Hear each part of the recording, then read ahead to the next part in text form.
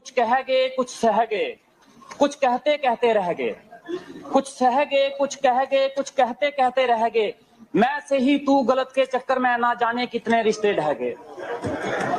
हमारे पहाड़ी इलाके का बहुत योगदान है शहरी इलाकों के लिए।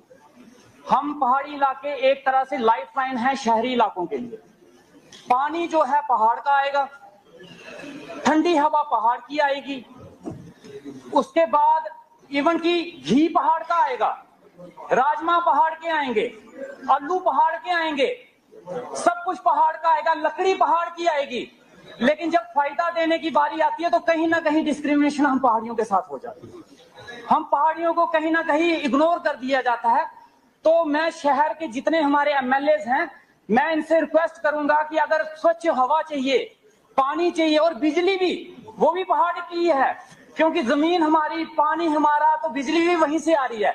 तो ये सब कुछ अगर आपको चाहिए तो मैं आप सबसे रिक्वेस्ट करूंगा अपने सीडीएफ का 20% हमारे इलाके में जरूर लगा दीजिए, ताकि हम आपको ये बेहतर दे सकें। दूसरी चीज सर ये कि अभी यहाँ पे पहाड़ी स्टेटस की बात हुई, स्टेटस 2 वो उनको मिला, जोरी पुंछ वालों की उनकी किस्मत अच्छी थी और मैं उनको मुबारकबाद देना चाहूंगा। लेकिन जनाब वो मिला किस बेस पे कि पहाड़ी लैंग्वेज और पहाड़ी कल्चर के बेस पे।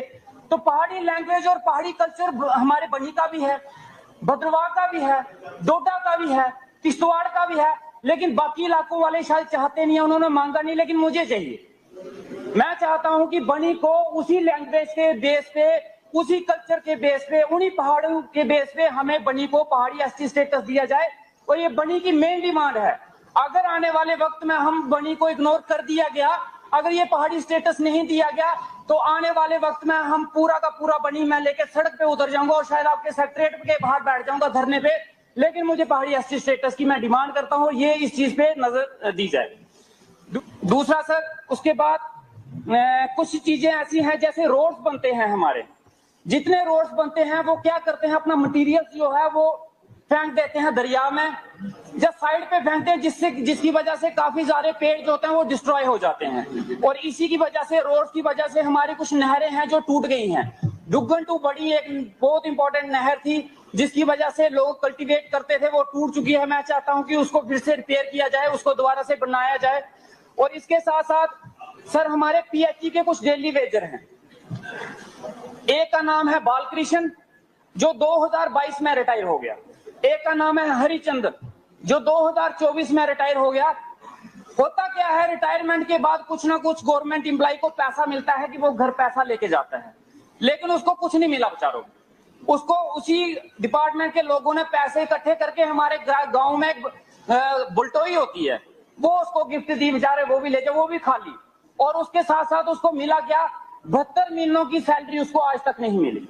वो रिटायर होके चला गया, 72 मंथ्स की इन दोनों को सैलरी आज तक नहीं रिलीज हुई।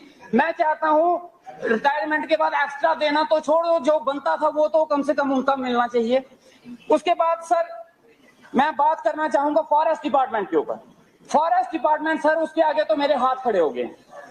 फॉरेस्ट डिपार्टमेंट ने जितना परेशान हमारे बनी के एरिया को किया, शायद हमारे भाई साहब भी बोले, लेकिन मैं भी उसी का एक, ये चीजें मैं भी भुगत रहा हूँ। हमारे एक तो रोड बनती नहीं है, दूसरी जब बनने लगती है तो फॉरेस्ट डिपार्टमेंट वहां पहुंच जाता है।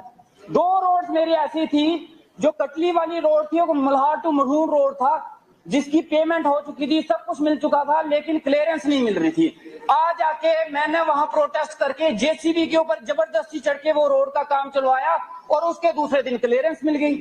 अगर यही प्रोसीजर है रोड क्लियरेंस का कि जबरदस्ती काम चलाना है, तो फिर हम वैसे ही करते हैं। यही चीजों की, एक तो हमें रोड नहीं मिल रहे और दूसरे फॉरेस्ट डिपार्टमेंट काम नहीं होने दे रहा। दूसरी फॉरेस्ट डिपार्टमेंट एक काम जो, एक स्कीम जो है हमारे प्रधानमंत्री साहब की स्टार्ट की हुई स्कीम को फेल करने में लगा हुआ है। उनकी पूरी मंशा ये है कि प्रधानमंत्री साहब की वो स्कीम फेल हो जाए, वो है PMAY।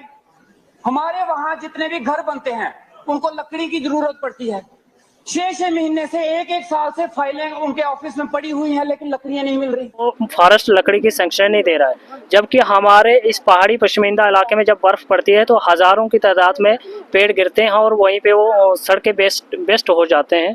तो मैं चाहता हूं कि ये फॉरेस्ट उनको सैंक्शन दे। और फॉरेस्ट ने मुझे भी कई बार मतलब डीएफओ ऑफिस में भी गया और डीएफओ साहब ने मतलब ये सैंक्शनों को रोक के रखा हुआ है। तो मैं चाहता हूं कि ये सैंक्शनें लोगों को मिलनी चाहिए। और इशू ही नहीं हो पा रही, ऊपर से उनको डिपार्टमेंट वाले नोटिस भेज रहे हैं कि घर बनाओ, और वो घर कहाँ बनाए? पहाड़ी इलाकों में ईंट बजरी तो पहुंचेगी नहीं।